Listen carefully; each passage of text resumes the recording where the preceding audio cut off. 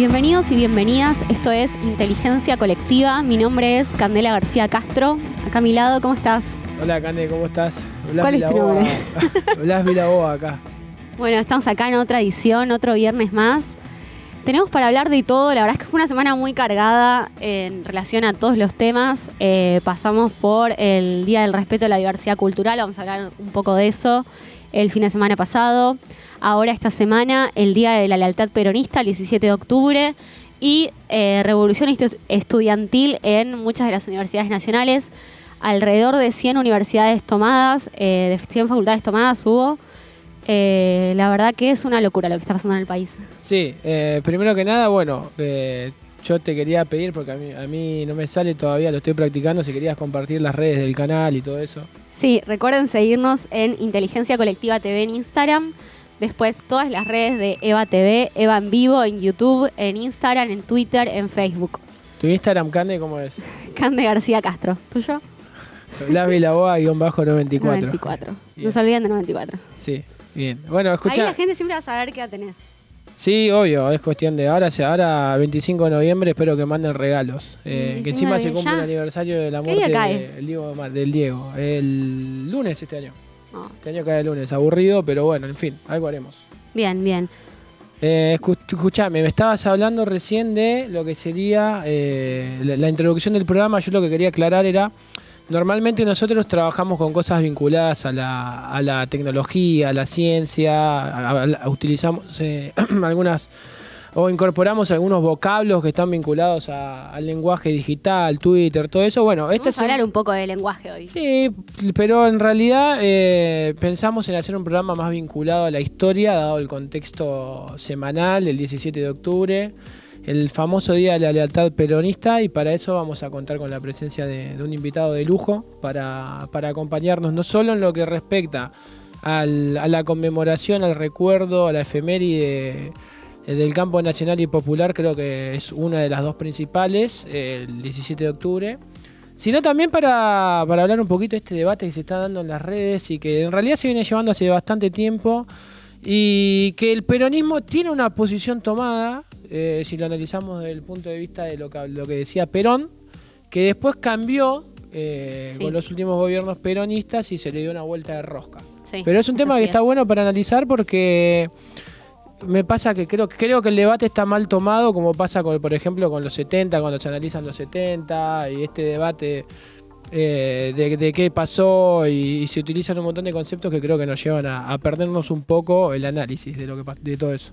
Sí, así es. Y bueno, para arrancar un poco con los temas, voy a presentar a nuestro invitado, que está acá a mi lado, Alberto Lettieri, historiador argentino, doctor en Historia por la Universidad de Buenos Aires, es investigador independiente del CONICET, profesor titular de la Universidad de Buenos Aires, fue director académico del Instituto de Revisionismo Histórico Argentino e Iberoamericano, Manuel Dorrego. Además, fue editorialista en Miradas del Sur, Infobaires y varias cadenas y editoriales más. ¿Cómo estás? Bienvenido. ¿Qué tal? ¿Cómo están? Muy buenas tardes. Muchas gracias por estar acá. Muchas gracias por venir. Al contrario, muy contento de estar acompañándolos. La verdad que me encanta tener un historiador, que siento que vamos a poder hablar de un montón de temas. Sí, y me encanta ver la virada de la historia de una persona que conoce la historia argentina sobre los temas que vamos a hablar. La historia es la madre de todas las ciencias, me dijo un día un profesor en el instituto. Yo sé que los profesores de filosofía se van a enojar. ¿Por qué? Y también otro profe me dijo, el que sabe, un colega, Emanuel, le mando un gran saludo, me dice, un día cuando estaba estudiando el profesorado, se acercó un profe y me dijo, te voy a decir algo, el que sabe historia puede más. Así que es muy bueno tener un invitado especialista en la materia.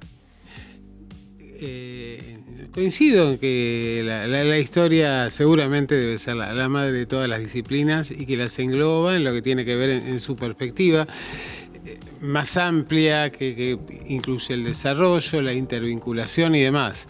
Creo que hay que señalar dos cosas que son muy importantes de la historia.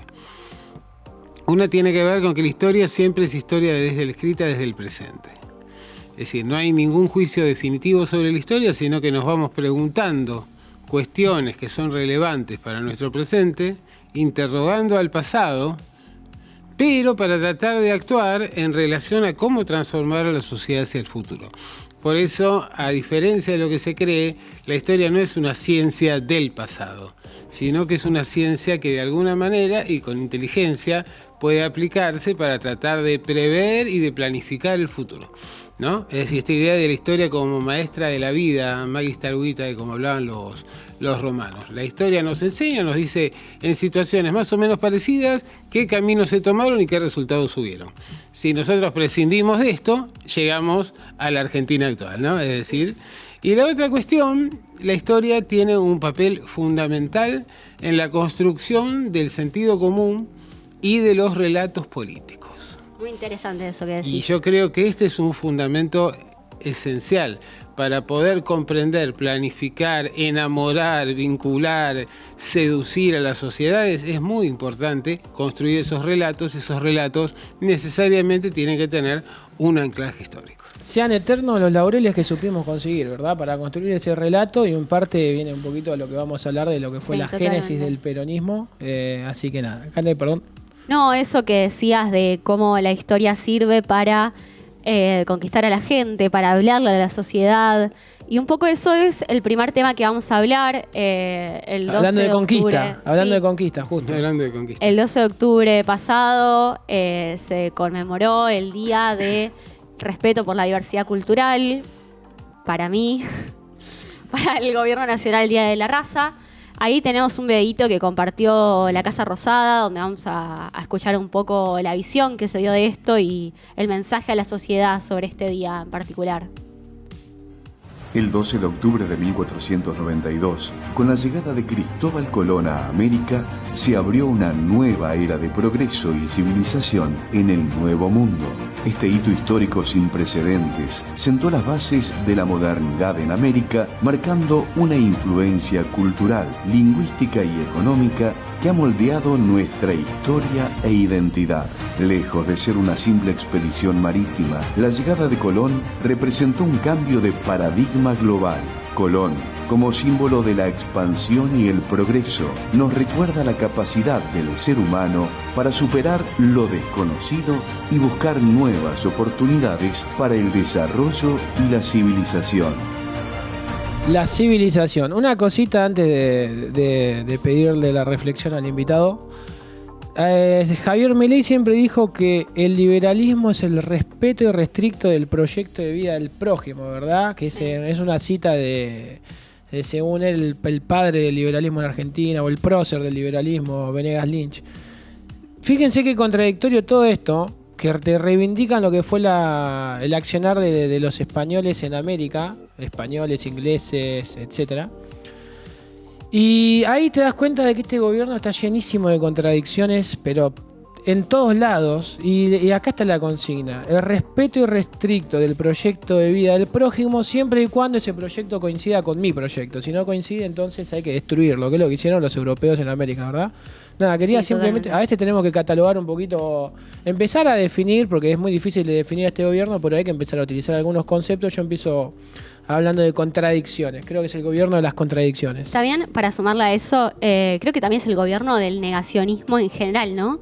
Tipo, niegan el cambio climático, niegan la última dictadura militar. Yo siento que ahora con este video, que la verdad que ahora lo volví a ver y me parece indignante, no tanto por la reivindicación de Colón y de lo que hicieron los españoles y de la civilización, bueno, aparte, sino como la mirada ciega que tienen de la historia, de lo que fue la conquista española de América y cómo fue para las culturas que vivían acá, que tenían aparte, ¿no? Una civilización muy grande, con otras culturas diferentes a la nuestra, pero que fue un genocidio para ellos, ¿no? Sí, me parece sí. que se niega y no se tiene en cuenta toda esa parte. ¿Qué pensás, Alberto, del video de la Casa Rosada? Vi el video y lo primero que acordé es de Alberto Fernández cuando decía que los argentinos habíamos venido de los barcos. Fuerte.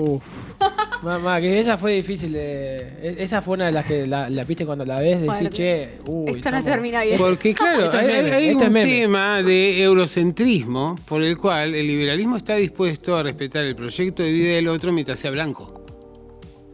Y hay una carga racial. Lo que pasa es que este video asume, al denominar Día de la Raza, lo que tiene que ver con una justificación, una legitimación del genocidio. Es decir, frente al aporte de la civilización, el costo a pagar puede ser el genocidio, porque en realidad es el mal menor frente a aquello que nos traen. Ahora, cuando uno analiza cómo eran los pueblos originarios, y sobre todo en el caso de los mayas o de los incas, y uno ve que por ejemplo, la agricultura está mucho más desarrollada en América que en Europa, que lo que tenía que ver con algunas formas de represas o de cursos de modificación de cursos de agua, realmente eran notables. Lo que tenía que ver no entiende, o mejor dicho, la apelación hacia la civilización siempre ha sido una herramienta para tratar de justificar el genocidio. De más lo ha hecho saber Sarmiento, ¿no?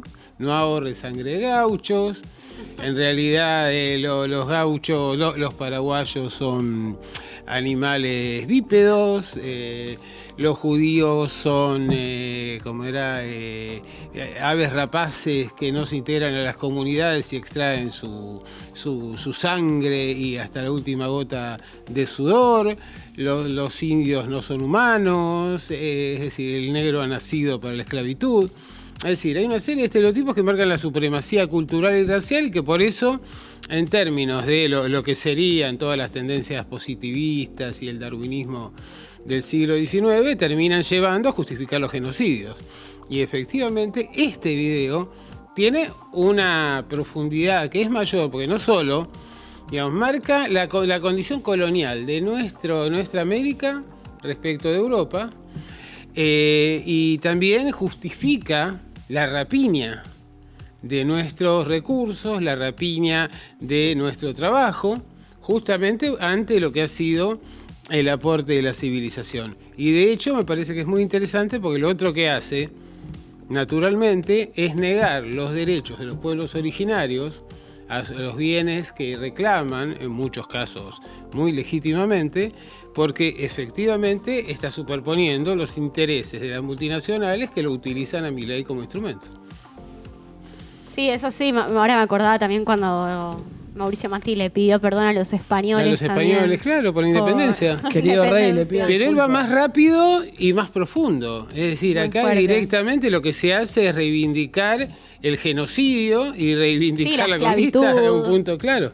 Sí, y eso me choquea un poco, porque también pensando, por ejemplo, había un video de Osvaldo Bayer que hablaba un poco de por qué no se reivindicaba a los héroes nacionales de esa época, o nacionales en relación a toda Latinoamérica, ¿no?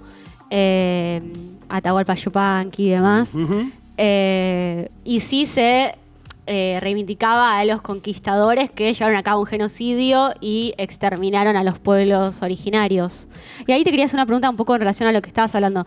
¿Podrías decir que hay como un mito o una falacia en relación que no había civilización acá?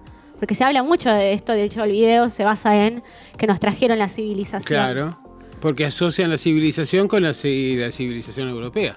Claro. Entonces, acá por supuesto que había civilizaciones y muy avanzadas, lo que tenía que ver con lo religioso, con la arquitectura, con el cultivo de la tierra, con los transportes y demás. Entonces, con todo lo que tiene que ver con los monumentos de cada uno de estos pueblos. El punto es que de lo que se trata es de justificar cómo una cultura bárbara y atrasada, como era la cultura española, tiene el derecho de explotar a pueblos que en muchos aspectos culturalmente eran muy superiores. Cuando los españoles llegan a América, para tener una idea, y esto invierte lo que es el paradigma que tenemos instalados, los europeos vendían alimentos a los pueblos del norte del África y los pueblos del norte del África le vendían a Europa manufacturas. El norte del África estaba mucho más avanzado que Europa, que era una Europa agraria, atrasada, analfabeta, que cuestionaba, es decir, que solo legitimaba el trabajo manual, que sostenía la servidumbre, la sobreexplotación del ser humano, la Europa de la Inquisición.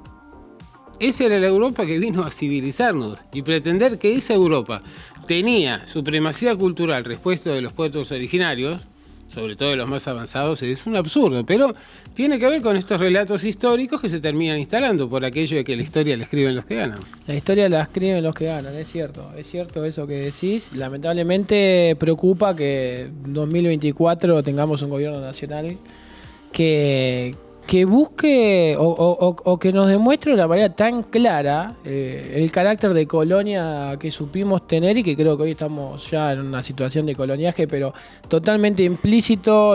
Te das cuenta cuando el presidente sale besando banderas de países extranjeros, cuando recibe con honores a la jefa del Comando Sur de Estados Unidos en la Antártida Argentina, un territorio geopolítico recontra delicado. Y que se ha excluido de los últimos mapas emitidos por el gobierno nacional. Otra. Uno se pregunta hasta cuándo, y a mí principalmente lo que me preocupa de todo esto, más allá de las cuestiones históricas, es lo poco que se debate, y hablo en líneas generales, en las calles, en las casas, en todos lados, de todas estas cuestiones, que a uno como peronista, yo lo digo sin problema, soy más peronista que el dulce de leche, vos decís, che, te tenés que indignar con esto. O sea, esto tendría que ser motivo de discusiones en todos lados, y no está pasando. Es como que la sociedad está alienada, podemos decir, utilizando términos marxistas, y está ajena a todo lo que es la soberanía nacional, algo que a mí en lo personal me duele mucho, me preocupa, y no sé cómo vamos a salir de este berenjenal. Yo creo que, mira, con respecto a lo que decías antes, cuando se da la primera invasión inglesa y los ingleses toman la ciudad de Buenos Aires, van a lo que es la Plaza de Mayo actual, bajan el pabellón de los Reyes Españoles, suben la bandera británica, y todos los comerciantes porteños lo aplauden. ¿Y lo aplauden por qué? Porque con España tenían un universo de comercio muy acotado, porque era un imperio que se había desmoronado. Pero con Inglaterra tenían la posibilidad de comerciar con todo el mundo. ¿Y qué quiere decir esto? Que en realidad la clase dirigente durante muchísimo tiempo, y lo sigue siendo en gran medida, fue una clase que no se sintió parte de la sociedad, sino que pretendió sentirse como cosmopolita, como una clase de ocupación respecto del conjunto. Por eso Buenos Aires lo que quiere es heredar al Imperio Español como metrópoli, convirtiendo su propio imperio en las provincias que dependían del virreinato.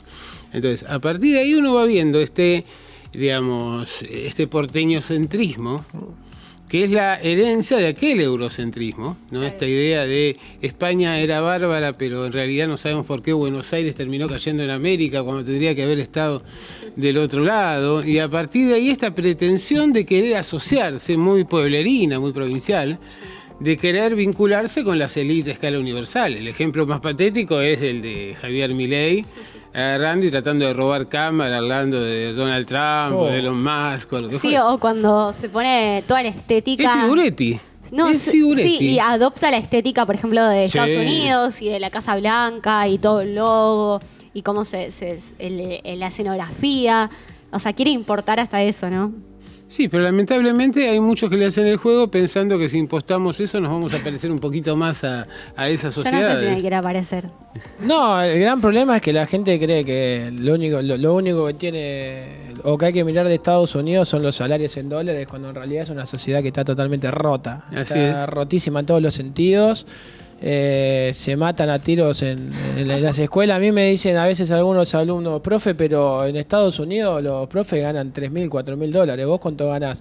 Mira, no te voy a decir cuánto gano, lo que sí te digo es que no tengo un chaleco antibala para dar clases. Así que con eso por lo menos creo que, no sé, son los valores que yo prefiero tener.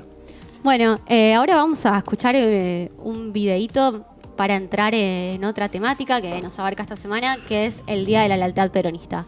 Vamos a ir a escuchar un fragmento de lo que dijo Juan Domingo Perón el 17 de octubre de 1945.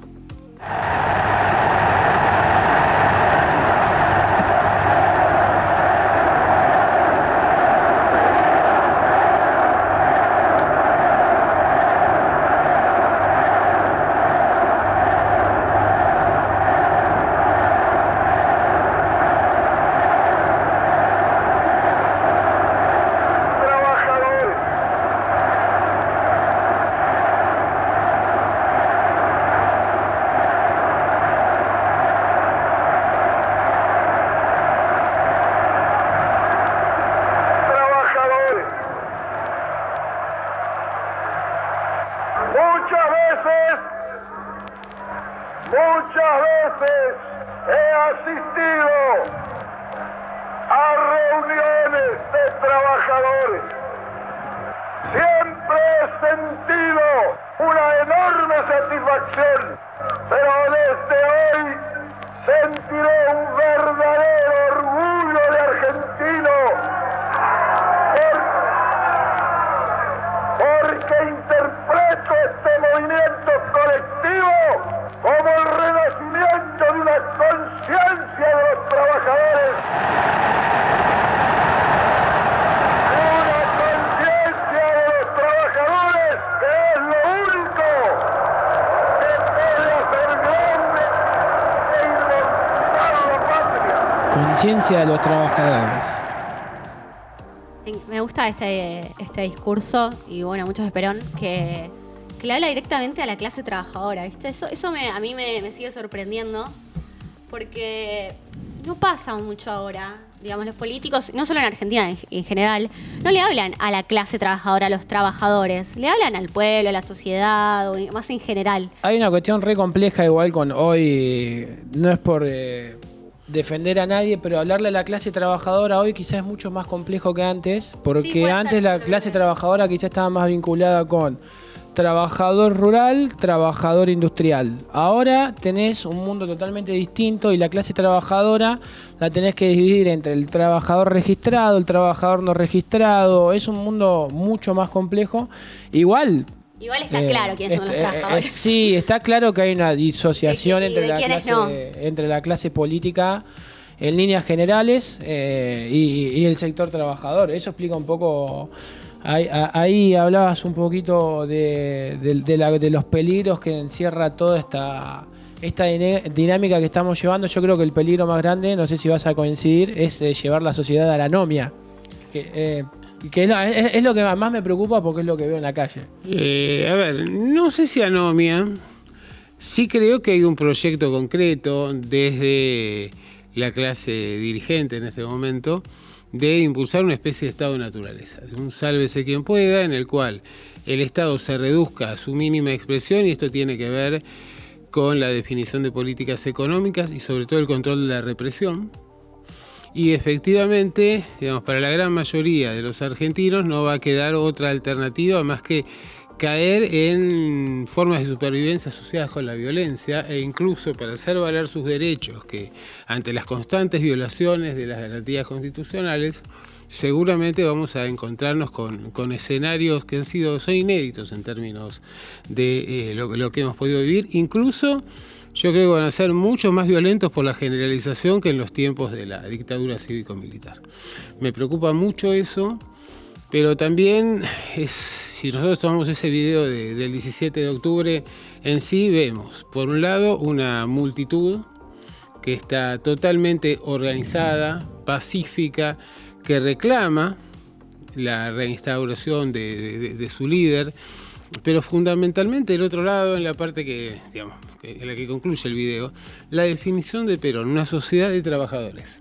Y esto es muy importante, una sociedad no basada en el asistencialismo, en el cual cada uno produzca un poco más de lo que consume, y sobre todo una definición en términos de lo que es el objetivo del peronismo, en términos tal vez morales o éticos, ¿no? Que los pobres sean cada día un poquito más felices.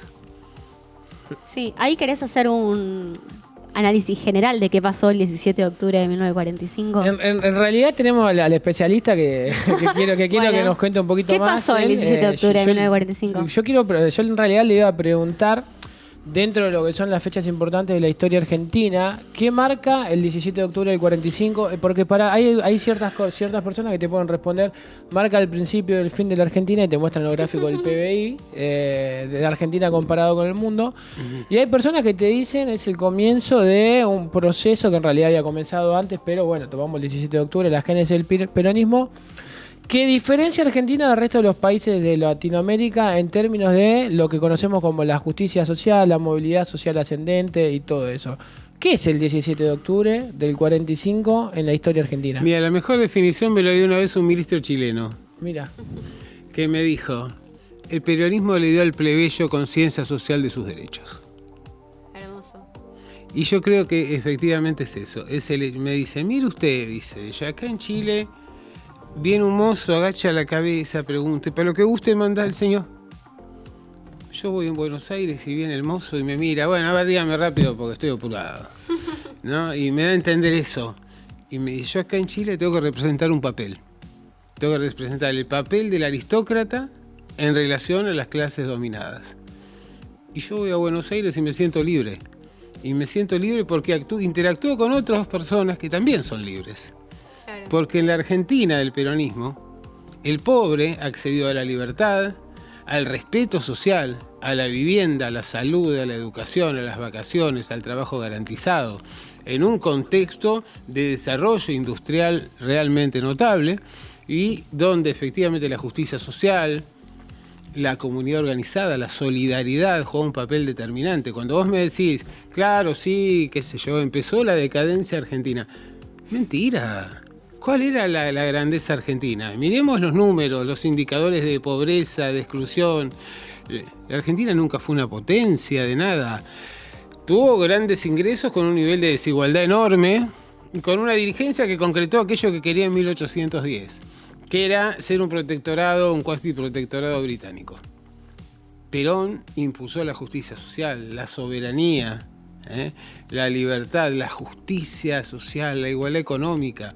Esto es fundamental, el hecho de contenernos a todos en el marco de una solidaridad propia de una comunidad que se organizaba para que no todos fuéramos iguales, pero que todos tuviéramos vida digna. Y a la vez que tuviéramos la posibilidad de la movilidad social ascendente a través de la educación, del empleo, del respeto, de la dignidad. Cuando se construyeron los hospitales en la Argentina. El sistema de transporte que no tuviera como cabecera a Buenos Aires, la provincialización de muchos territorios nacionales, la construcción de centros vacacionales, el pobre yendo de vacaciones, el Estado ingresando al campo con el estatuto del peón. El peronismo le dio conciencia, dignidad, entidad, construyó ese sentimiento de nación. Y si uno mira los indicadores, vamos a ver que la debacle no se produce con el peronismo, se produce con todos aquellos para los cuales que un pobre tuviera un plato de comida sobre la mesa resultaba inadmisible. Me parece muy interesante esto que decís de que se le dio libertad a las personas acá en Argentina, ¿no? Con el peronismo, sobre todo a los trabajadores. Hay varios discursos y varios análisis históricos que cuentan cómo Perón les hablaba a los trabajadores y les decía, por ejemplo, si tu patrón te dice que no entres a la fábrica o no vayas a trabajar hoy, vos andá igual, tirá la puerta, entra igual y un montón de cosas así. De hecho, se había dado un poco también esto, más allá de que Perón estaba preso, también había una cuestión de que no se les quería pagar el feriado del 12 de octubre. Y Perón le dice a los trabajadores cómo actuar ante eso, dándole un poco de voz y de conciencia de cuáles eran sus derechos y cuál era el rol que tenían que tener en la sociedad, ¿no? También el rol de que son los generadores de capital, que son los que hacen el trabajo. Y eso me parece muy importante. Sí, ahí tendríamos que hablar un poco de la burguesía nacional o la no burguesía nacional, que creo que es uno de los problemas que tiene Argentina. ¿En qué contexto se da el 17 de octubre? ¿Qué estaba pasando? Un poco lo relataste recién. Veníamos de un par de años de reivindicaciones sociales fuertes por parte de Perón, desde la Secretaría de Trabajo. La etapa revolucionaria, por eso Chávez siempre hablaba de mi coronel Perón, que era la etapa del coronel Perón, de los grandes cambios, las grandes transformaciones en lo que tenía que ver con los derechos laborales, fundamentalmente. Dice Perón en una entrevista que le hacen cuando está exiliado en Madrid... yo en realidad no inventé nada, lo que hice fue escuchar los reclamos de la gente y ponerme delante. Sí. Yo creo que ahí está siendo un poco humilde, pero creo modesto, que está siendo un poco modesto. Yo creo que lo que hizo fue mucho más que escuchar los reclamos de la gente, porque el peronismo no es solamente un modelo económico de país, sino que también es una filosofía. Claro. Habla del espíritu, habla de cómo se concreta el hombre. ¿Qué fue para vos lo más revolucionario de la obra de Perón? Estamos hablando del primer peronismo, la génesis del peronismo. Si querés, vamos del 43 al 55. Lo más revolucionario, qué sé yo, tuvo muchas cosas revolucionarias. El estatuto del peón, realmente, el hecho de ir a desafiar a esa oligarquía terrateniente en su propio territorio y decirles, acá impera el Estado, fue algo que no le perdonaron hasta el día de hoy. Fundamentalmente porque ellos creían que eso era lo suyo, tenían su propia moneda dentro de las pulperías, tenían inmovilizada a la gente a través del endeudamiento, imponían castigos corporales. Una semi-esclavitud en el campo que no se veía. O el tema de, qué sé yo, de que la mujer se quedaba embarazada y se quedaba sin trabajo, o que el hombre tenía un accidente de trabajo y se quedaba inválido seguramente y sin ningún tipo de ingreso. El voto femenino, pienso ahora. El voto femenino, la Fundación Eva Perón, lo que hizo esa fundación, la construcción de hospitales, con una persona que nunca tuvo un cargo público, como Evita, ¿no? Bueno, lo que fue todo el proceso de... Fíjense que recuerdo cuando empezaban los años 50 y Perón va a visitar a las cárceles y estaba el padre de Petinato y llega y están las cárceles vacías y Perón dice, pero ¿qué me han hecho? Dice, la limpiaron todo para que yo vea que está bien. En general, le dice, con menos de 3% de desocupación, nadie tiene ganas de chorear.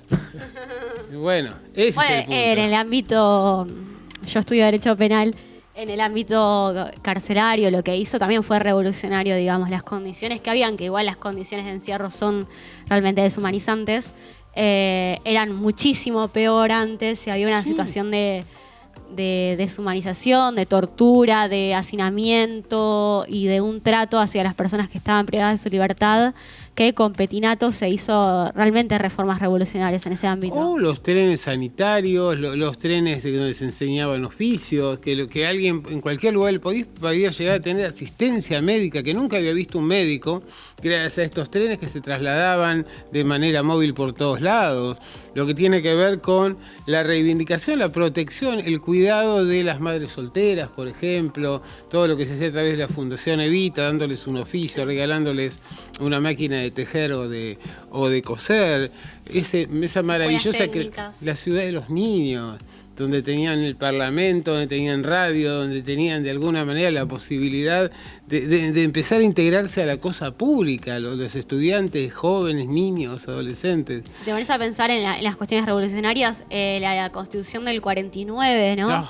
Que es una locura de revolucionaria, digamos, tenía hasta el divorcio vincularlo, tenía en la Constitución, sí. Cosa que en la Argentina llegó recién a fines de los 80, el 87. Y los planes quinquenales, fundamentalmente, que también fueron excepcionales, el desarrollo de todo lo que tenía que ver con la energía, que el desarrollo del subsuelo, del petróleo, del gas, represas. Se ha construido, es decir, cuando había un terremoto en Chile y había víctimas, venían a ser atendidos en San Juan o en Mendoza. Fue realmente una función tan transformadora, tan revolucionaria.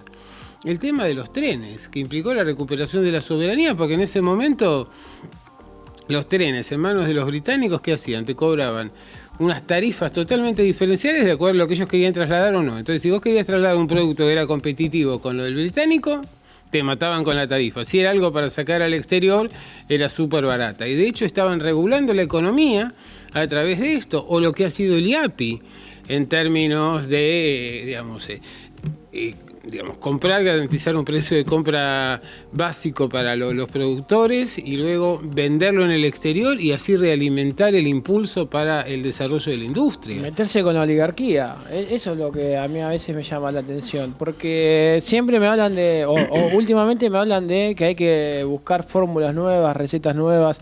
Entiendo que puede haber formas de comunicar nuevas, pero ya hubo prácticas exitosas, o sea... hablando siempre dentro de lo que es la lógica del campo nacional y popular, ¿verdad? Yo lo que noto es que no se habla de esta cuestión de meterse con los que hay que meterse en la economía. O sea, para redistribuir recursos tenés que tener recursos. Yo lo que vos me hablabas del IAPI, pienso en el comercio exterior, exacto, en el Estado interviniendo para que la plata de la oligarquía, las 1000 familias oligarcas, vaya, por ejemplo, a la Fundación Eva Perón, al desarrollo de la energía, a la educación, a la ciencia, a la tecnología. Noto que se perdió un poco, al menos en los últimos años, esta cuestión de, está todo bien, sí, todos queremos redistribuir la riqueza desde el campo nacional y popular. Ahora, ¿estás dispuesto a meterte con lo que te tenés que meter? Y sobre todo ahí también una cuestión, me parece, del peronismo, es que claramente cuando te pones a analizar las cosas y las conquistas que tuvo, había un proyecto y un modelo de país súper amplio, como modelo de país real en cada una de las instancias y cada uno de los ámbitos que tiene que tocar el gobierno, ¿no? Desde los trabajadores, las mujeres, los niños, los hospitales, la educación, los trenes, el comercio exterior, las cárceles. Había o un sea, proyecto nacional que cerraba. Claro. Entonces vos Yo creo que decías, hace yo tiempo no se tengo muestra problemas eso. limítrofes. ¿Qué hago? Bueno, agarro, voy, extiendo la red caminera, fundo un pueblo, genero un complejo turístico, impulso la producción y voy generando una serie de negocios, de alternativas en términos de actividad económica, que finalmente lo que era un terreno vacío y amenazado se convierte en un polo de desarrollo. Y toda esa era la lógica del plan, de los dos planes quinquenales, uno más basado en la industria y otro en el impulso del agro. Entonces me parece que, por cierto, sí, también está esto otro, ¿no? Que es el hecho de que la historia argentina no ha pasado en vano, y han pasado dictaduras, y han pasado terribles represiones, y han pasado endeudamientos y planes de saqueo y demás. Nada de eso lo debemos al peronismo, por cierto, y son los que explican la catástrofe económica de la Argentina en mayor medida. Pero me parece que hemos ido resignando progresivamente lo que son nuestras expectativas, y sobre todo nos han ido vaciando un poco de ese contenido, de ese sentimiento nacional, de ese orgullo nacional que supimos tener y muy justamente en algún momento asociado naturalmente con el peronismo. ¿Cómo lo recuperamos ese orgullo nacional? Yo cada vez la respuesta puede parecer simple, pero creo que es extremadamente complejo. Desde el punto de vista histórico, del 76 al 2003 vivimos un proceso, podemos ir antes en realidad, pero creo que desde mi análisis histórico los grandes problemas de Argentina empiezan en el 76. Tuvimos que esperar al 2003 para que haya una reivindicación de los valores que defendemos del campo nacional y popular. ¿Cómo crees que hoy vivimos en un contexto recontra áspero para todo lo que es la cuestión de la soberanía política, la independencia económica, la justicia social? Es como que el presidente nos propone algo antirrevolucionario o una revolución a su manera. Dice que la justicia social es injusta y parece que caló bastante hondo en la sociedad o en gran parte de la sociedad ese mensaje, porque de hecho ganó con una diferencia importante el balotaje de las elecciones. Lo hemos debatido en otros programas, después buscamos las causas de por qué el resultado. Ahora, ¿cómo se vuelve a nacionalizar al país? Demostrar, creo que de dos caminos. Por un lado, me parece que tenemos que tocar realmente fondo, y así en ese tocar fondo las iniciativas en pos de la organización de la acción colectiva que permitan reivindicar un sentimiento, una sensación de solidaridad, de la idea del compañerismo de esta comunidad organizada, que es decir, plantear y tomar conciencia de que solamente a través de la acción asociada y organizada, como aquella organización que vence el tiempo que decía Perón, se puede tratar de revertir lo que es una situación de saqueo y de destrucción absoluta. Y por el otro lado, creo que resulta indispensable un proceso que también planteó Perón de trasvasamiento generacional. Me parece que es fundamental el hecho de una renovación drástica de la dirigencia, porque efectivamente, de alguna manera, expliquemos como lo expliquemos, ha sido el fracaso de una dirigencia que se vino prolongando en el tiempo, una de las razones más claves del voto a Milei. Y yo creo que efectivamente Milei no es lo nuevo, es lo último de lo viejo. Yo quería... Perdón, ibas a... No. Yo quería hablar un poco de eso. También al final me parece interesante lo del 17 de octubre. Hay historiadores o pensadores y demás que dicen que fue espontánea la movilización de ese día. Hay gente que habla de que fue organizada, o sea, fue organizada porque la conducción ya estaba instaurada fuertemente en el pueblo. Eso por un lado, ¿qué relación tenés eso? Y por otro lado, ¿por qué fue tan fuerte el liderazgo de Perón? Digamos, que llevó a toda esa gente a pedir por su liberación y por su conducción cuando él estaba preso. El liderazgo de Perón fue tan fuerte porque el liderazgo de Perón, en primer lugar, Perón le habló al pueblo en su lenguaje. Perón no se presentó como uno de estos genuflexos de galera y traje, sino que Perón hablaba con el pueblo en su lenguaje, le preguntaba por tu mujer, por el laburo, por tu situación. Luego gesto tal vez demagógico, pero un día que hacía tanto calor, agarra y él dice, tengo tanto calor que me molesta el saco, y la audiencia le dice, sáqueselo, y él se lo saca, y el hecho de que ahí me apareció la palabra descamisado, ¿no? Sí. Pero ¿qué ocurre? Perón así estaba, en camisa igual que los otros, es decir, era alguien como ellos, y que no tenía la necesidad de diferenciarse del pueblo, claro, sino que era un emergente y un líder que comprendía esas problemáticas. Luego tenemos otras cuestiones que a mí me parece que son básicas. El hecho de las mejoras a nivel salarial, luego vamos a tener el sueldo anual complementario, pero es posterior al 17. Toda la legislación laboral y demás, plantearon que el Estado por primera vez estaba del lado del trabajador y no era el enemigo o el instrumento de acción coactiva para los trabajadores. Entonces, efectivamente vemos que los sindicatos socialistas, los sindicatos sindicalistas, todos, en realidad, esa dirigencia tuvo que asumir que o se encolumnaba detrás de Perón o se quedaba sin trabajadores, porque esos trabajadores se encontraban. Ya ese discurso de que el Estado es el enemigo que viene a destruirnos, bla, bla, Perón lo invalidó. Entonces, lo que quedaba en claro era que si Perón era desplazado, seguramente todos esos derechos, que eran muy nobles, iban a quedar barridos. Y entonces Perón expresaba mucho más que la figura de Perón.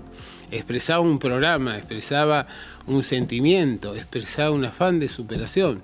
Y es por esta razón que se produce esto. Por cierto que hubo, digamos, algunos sindicatos, sobre todo en la zona de Berisso, ahí de los frigoríficos, hubo una movilización, pero que no fue de la CGT, porque el paro de la CGT y de transportes está programado para los 2 días siguientes, para el 18 y el 19. Entonces, por un lado eso, y por el otro lado fue que, digamos, hubo también la participación de algunos actores de la policía, garantizando ciertos transportes. Pero el tema era cuando llegaban las noticias de que se estaba cruzando el Riachuelo y que se estaban empezando a llenar ahí sufluyó algo que es incontenible, que era la acción, digamos, natural de todo aquel que encontraba salvando las distancias. Empezamos el cacerolazo con De la Rúa y de golpe, cuando se supo lo de los asesinatos y demás, la gente entró a fluir. Y la gente entra a fluir cuando hay una causa que ve que tiene que respaldar. El 17 de octubre fue masivo, no fue lo de La Rúa, pero efectivamente, digamos, lo que quedaba claro era que la alternativa de vida digna podía fumarse con el hecho del alejamiento, el encarcelamiento o la ejecución eventual de Perón. Bien, para mí una de las obras más revolucionarias de Perón fue la gratuidad de la universidad. Creo que lo dice muchas veces Perón y marcó, creo que es uno de los hitos que distinguen a Argentina de muchos países, y que hoy es una situación extremadamente compleja la de las universidades debido a la falta de recursos que está destinando el gobierno nacional para sueldos de docentes, mantenimiento de los edificios. ¿Qué está pasando acá en las universidades? ¿Qué pasó esta semana? Bueno, esta semana, primero me gustaría empezar con lo que da inicio esta semana, que es un discurso de Milei del domingo, si no me equivoco, donde hace un análisis y habla por fin de su pensamiento acerca de las universidades, que antes de escuchar el video a mí me parece muy interesante de cómo Milei va mutuando su discurso sobre las universidades, primero diciendo que es una causa justa que está siendo respaldada por gente con intereses personales. Luego dice que nadie se recibe, que es muy fácil y cosas así. Y ahora directamente son unos subversivos, que la universidad solo sirve para los ricos. Como que hay cada vez va mutuando más el discurso. Son contradicciones puras. Son contradicciones y sí, va cambiando en relación y cada vez me parece que se pone más violento. Hay una cuestión igual en el pensamiento de Milei, que es anarcocapitalista, eso es lo que al menos él sostiene, y él en toda la campaña dijo, esto del Estado no tiene que gastar en educación. El Estado no tiene que gastar en educación. Y lo está llevando a la práctica, más allá de que para él la falta de asignación de recursos o la no asignación de recursos a las universidades está vinculado con que algunas universidades no aceptan auditorías del gobierno nacional. En realidad el objetivo está bien clarito, que no haya plata para la escuela, que no haya plata para las universidades. Sí, igual ahí lo que está un tema interesante, y ahí escuchamos el video, el gobierno nacional no tiene potestad de auditar las universidades nacionales porque son autárquicas y el ente para auditarlas es la Auditoría General de la Nación, que responde al Congreso, perdón.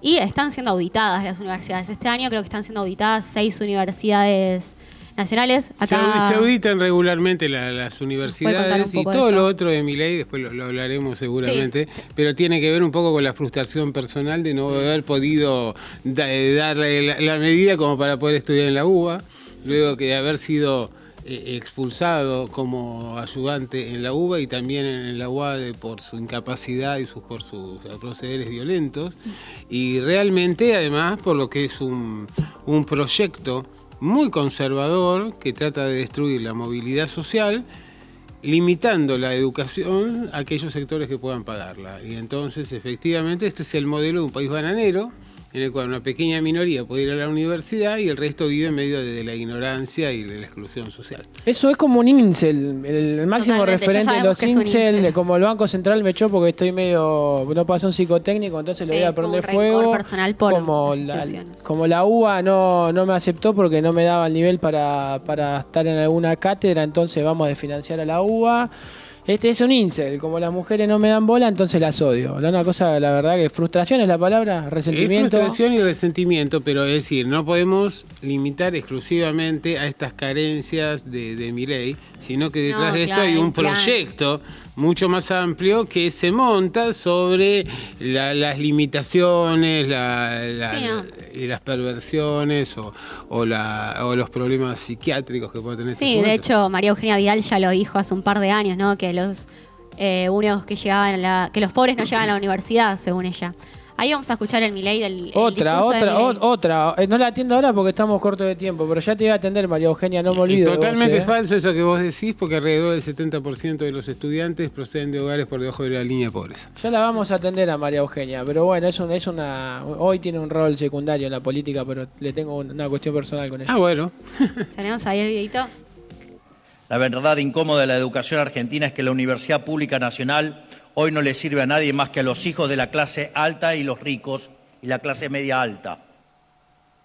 En un país donde la gran mayoría de los niños son pobres y no saben leer, escribir ni realizar una operación matemática básica, el mito de la universidad gratuita se convierte en un subsidio de los pobres hacia los ricos, cuyos hijos son los únicos que llegan a la universidad con los recursos, la cultura y el tiempo como para poder estudiar.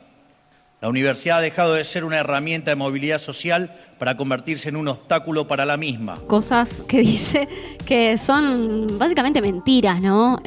Todo es mentira lo que dice. Más allá de la mirada que pueda tener él de las universidades, incluso si es anarcocapitalista y dice no quiero financiar la educación, es mentira lo que dice. Acá, como decías, Alberto,